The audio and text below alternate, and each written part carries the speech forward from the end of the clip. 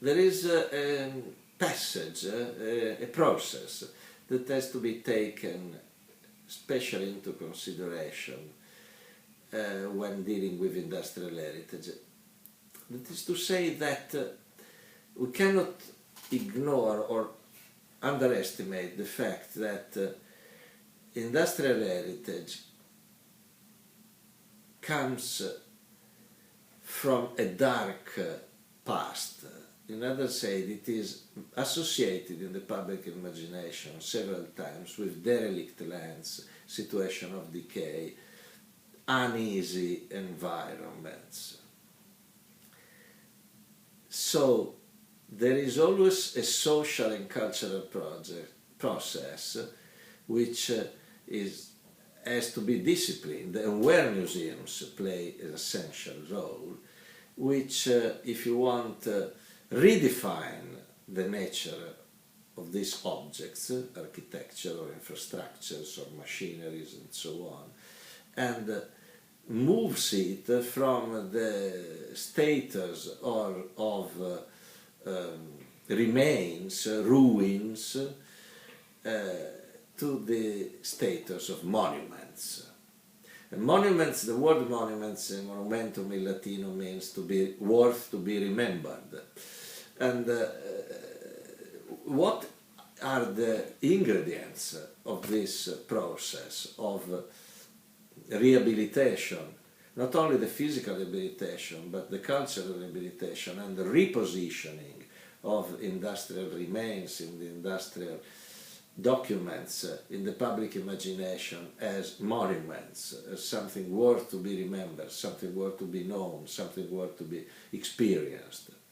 Well, there are many aspects, and I don't pretend to describe all of them for reasons of time, and also because this is not exactly the right occasion. But I've taken some notes.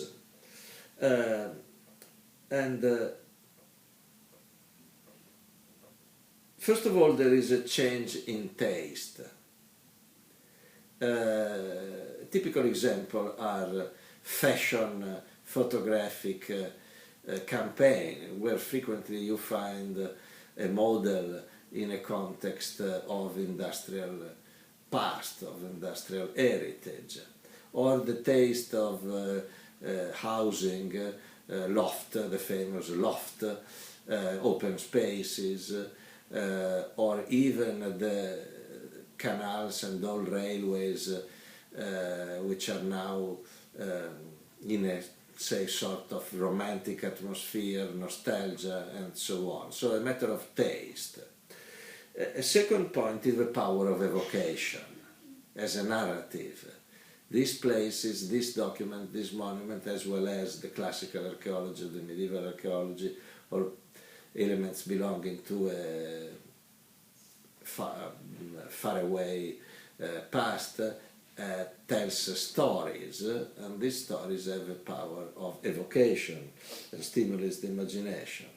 And not to be underestimated, a small thing but interesting, in 1992 Mickey Mouse, the Walt Disney cartoons magazine, had published a story where it was mentioned the word industrial archaeology. Incredible. It was a story of Donald Duck. It meant that these terms has entered in the so-called popular culture in 92. Also the fact that collecting industrial machineries, objects and so on, like scientific instruments in the 50s and in the 60s of last century, it has implied money value. A money value. It happens now that you find in auctions and so on, collections or objects for acquisitions, some is no longer only rubbish, is no longer only rubbish.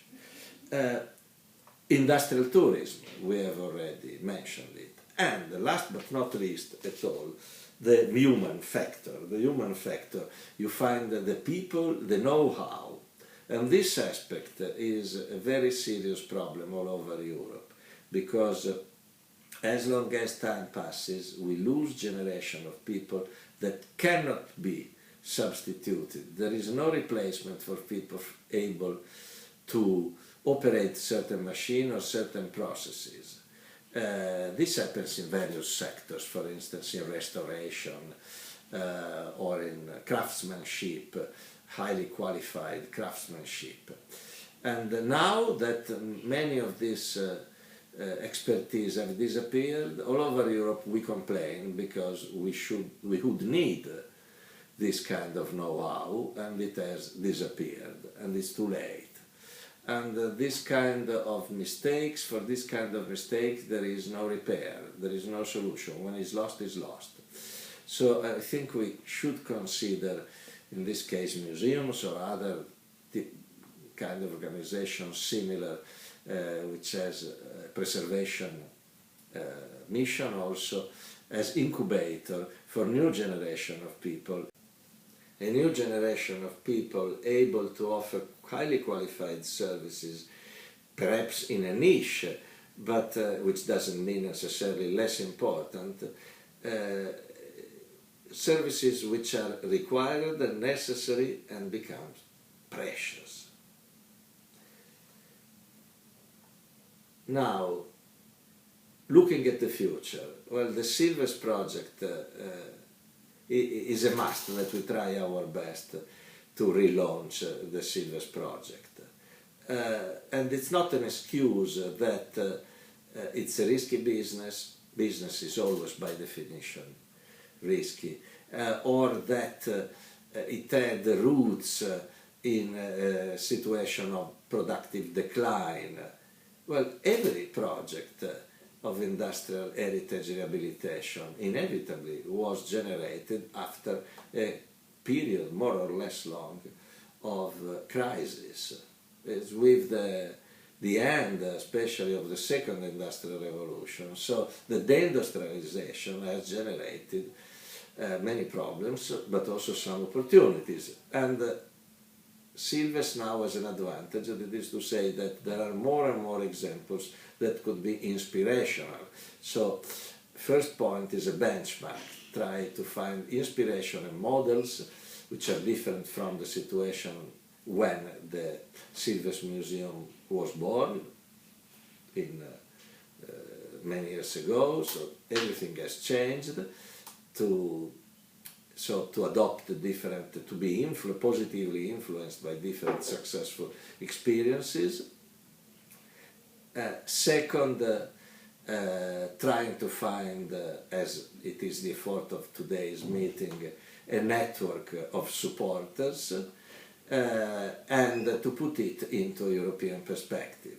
And from this point of view, I hope that the European Museum Academy could be helpful, and we will be at your side in this generous adventure for the relaunch of your museum.